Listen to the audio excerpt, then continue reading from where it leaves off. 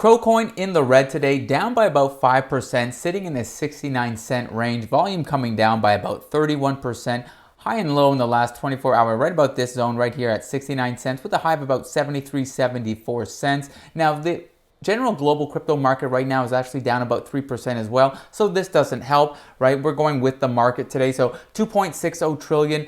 Most big boys are in the red here. Bitcoin in the red. Ethereum breaking below that $4,500.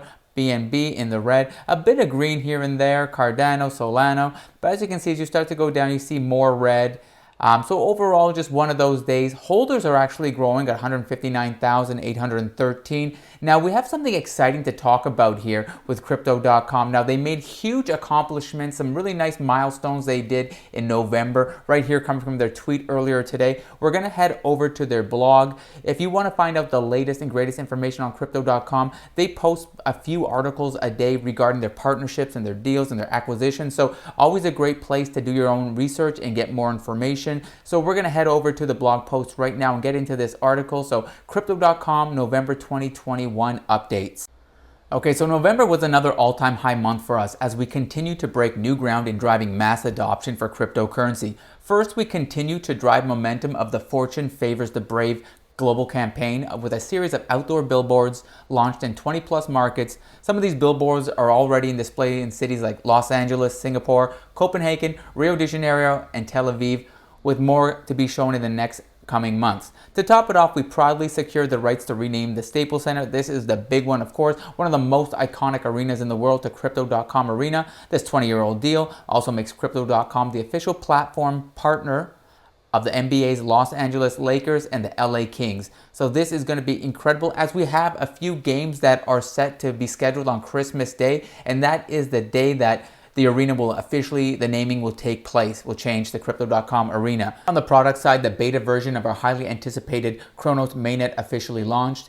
Thus far, it has reached over 2 million transactions and USD 1 billion in total value locked, featuring projects like VVS Finance, among others. Okay, I'm just going to skip down a bit. I'll leave a link to this blog, this article in the description below. So Chronos is now integrated with the entire Crypto.com ecosystem, including the app, exchange, and DeFi wallet. Users can access dApps on the chain with just one click via the in-app browser on the DeFi wallet, making DeFi more accessible than ever. Now, just in November, we also began issuing Crypto.com Visa cards locally in Australia and in Brazil, introduced an OTC portal for institutional and VIP clients on the exchange, and unveiled the Missions Reward Program in-app, among many other exciting feature upgrades. Lastly, Crypto.com became the first cryptocurrency firm to complete the Service Organization Control 2, so the SOC audit, conducted by the globally recognized consulting firm Deloitte, further demonstrating their commitment to building the most secure platform in the industry. So Crypto.com has definitely been busy over the course of November, and there's a few other things not mentioned in this blog post and on this Twitter feed. However, that will save that for another video as well. But we are off to a great start in December, as well as just it was announced yesterday that Crypto.com to acquire Nadex and the small exchange from IG Group for $206 million.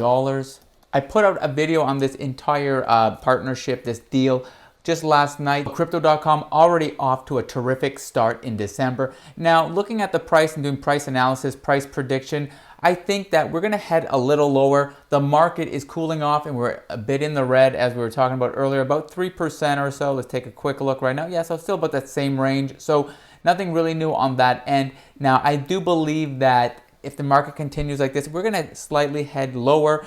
I'm looking out for that key entry around 64, 65 cents. That was the low we hit last week after we had that huge run up to the 96-cent range.